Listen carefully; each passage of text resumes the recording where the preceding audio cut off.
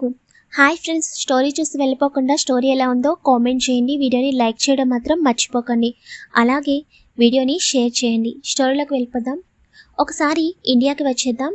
నేను ముందే చెప్పాను టైమింగ్స్ అనేవి వేరేగా ఉంటాయని. స్టోరీని బట్టి అర్థం చేసుకోండి. వసుధార తన వర్క్ కంప్లీట్ చేసుకుని ఇంటికి చేరుకుంటుంది. ఇంటికి వచ్చిన తర్వాత తన అమ్మమ్మతో కలిసి డిన్నర్ కంప్లీట్ చేసి తన రూమ్లోకి వెళ్ళి బెడ్పై పడుకుని కళ్ళు మూసుకుంటుంది. అలా కళ్ళు మూసుకోగానే విరాస్ ఫేస్ కనిపించగానే ఒక్కసారిగా కళ్ళు టక్కున ఓపెన్ చేసి లేచి కూర్చుని, ఎవరయ్యా బాబు నువ్వు? మార్నింగ్ నుండి అదే పనిగా నీ ఫేస్ గుర్తుకు వస్తూనే ఉంది. నిన్ను చూసిందే ఈరోజు, కానీ చూసింది ఒకసారైనా ఉదయం నుండి మనశ్శాంతి లేకుండా చేస్తున్నావు. అదేంటో నీ దగ్గరికి రాగానే నా గుండె నాకు తెలియకుండా చాలా వేగంగా కొట్టుకుంటుంది.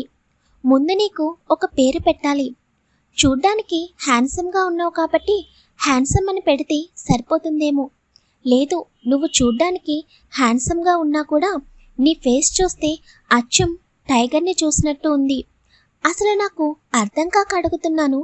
కొంతమంది అబ్బాయిలు ఎప్పుడు చూసినా పళ్ళు బయట పెట్టి నవ్వుతూనే ఉంటారు. మరికొంతమంది అసలు ఫేస్లో కొంచెం కూడా నవ్వు లేకుండా సీరియస్గా ఉంటారు. అందులో మొదట మా బాస్ విక్రమాదిత్య గారు. ఆయన ఆఫీస్కి వస్తే చాలు ఫేస్ చాలా సీరియస్గా పెట్టి ఆఫీస్లో ఉన్న ఎంప్లాయీస్ అందరినీ ఒక్క చూపుతో భయపెట్టేస్తారు.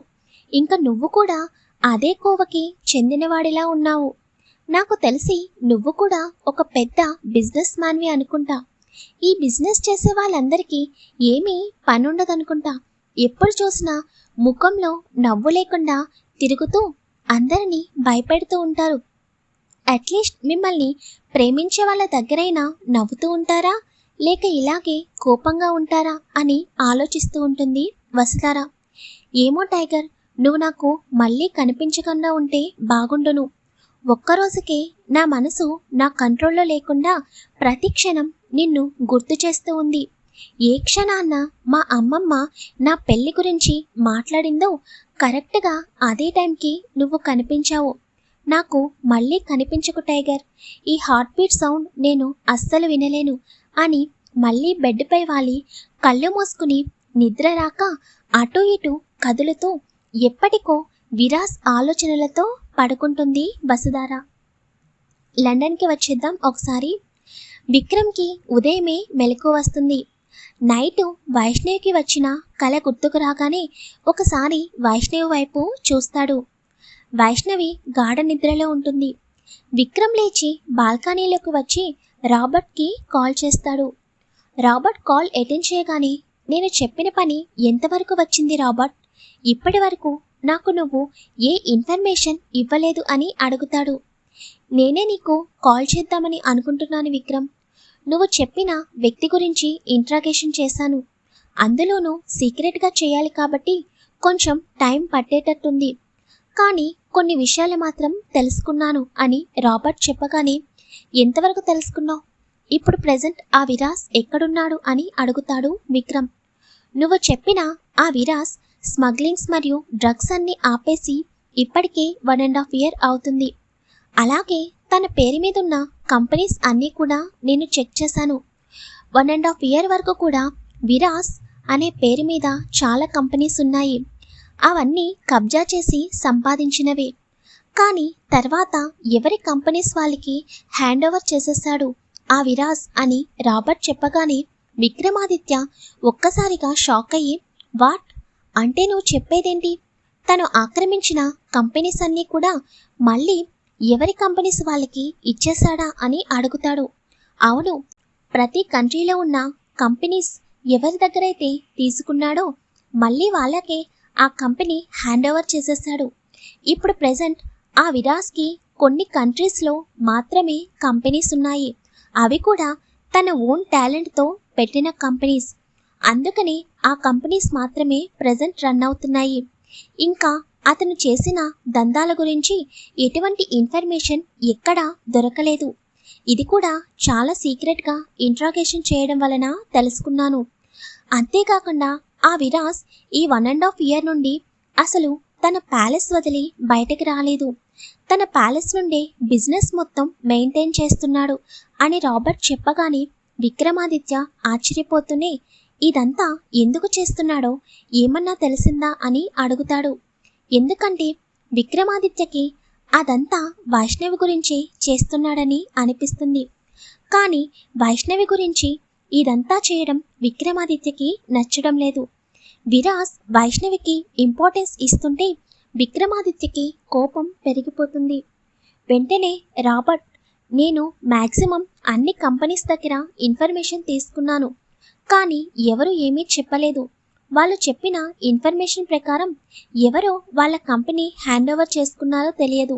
అలాగే మళ్ళీ వాళ్ళకి ఎందుకు తిరిగి హ్యాండ్ ఓవర్ చేసేస్తారో కూడా తెలియదు అని చెప్పారు. సో దీన్ని బట్టి కంపెనీస్ తీసుకున్న వాళ్ళు ఎవరికి విరాజ్ గురించి తెలియదు. ఇక ఒకే ఒక్క పర్సన్ దగ్గర నుండి కొంచెం ఇన్ఫర్మేషన్ వచ్చింది. అది ఏంటంటే ఆ విరాజ్ దగ్గర బాగా నమ్మిన వ్యక్తి విలియమ్స్.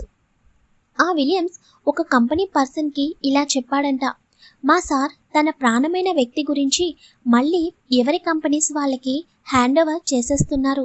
మా సార్కి ఆ వ్యక్తి అంటే ప్రాణం, అందుకే మీ కంపెనీ మీకు మళ్ళీ తిరిగి వచ్చింది. దీని గురించి మీరు ఎక్కడ బయటికి రానివ్వకుండా చెయ్యండి అని చెప్పాడు అని రాబర్ట్ విక్రమాదిత్యకి చెబుతాడు. వెంటనే విక్రమాదిత్యకి విరాజ్ వైష్ణవి గురించే ఇదంతా చేశాడని అర్థమవుతుంది. మరి ఆ విరాజ్ అమెరికాలోనే ఉన్నాడా అని అడుగుతాడు విక్రమాదిత్య. తన ప్యాలెస్లోనే ఉన్నాడు, అప్పటి నుండి బయటికి రాలేదు. ఇంకా ఏమైనా ఇన్ఫర్మేషన్ దొరికితే నీకు కాల్ చేస్తాను అని చెప్పి రాబర్ట్ పెట్టేస్తాడు. కానీ రాబర్ట్ ముందు రోజు సీఎంకి సంబంధించిన మీటింగ్ ఉండడం వలన విరాజ్ ఇండియా వెళ్ళినట్టు తెలియదు. రాబర్ట్ ఫోన్ పెట్టగానే విక్రమాదిత్య ఆలోచనలో పడతాడు. వైష్ణవిని ఎంతలా ప్రేమిస్తున్నాడైతే తప్పకుండా వైష్ణవిని వదలడు. తను ఎక్కడుందో ఎలాగైనా తెలుసుకుంటాడు. విరాజ్ ఇండియా వస్తే తప్పకుండా తన వల్ల నాకు వైష్ణవి దూరం అవుతుంది. లేదు, ఎట్టి పరిస్థితుల్లోనూ అలా జరగడానికి వీల్లేదు. ఈ గొడవలన్నీ అయిపోయిన తర్వాత వైష్ణవి దగ్గర విరాజ్ గురించి పూర్తి ఇన్ఫర్మేషన్ తెలుసుకుని నేనే అమెరికాకి వెళ్తాను. డైరెక్ట్గా విరాజ్తో నేనే కాంటాక్ట్ అవ్వాలి.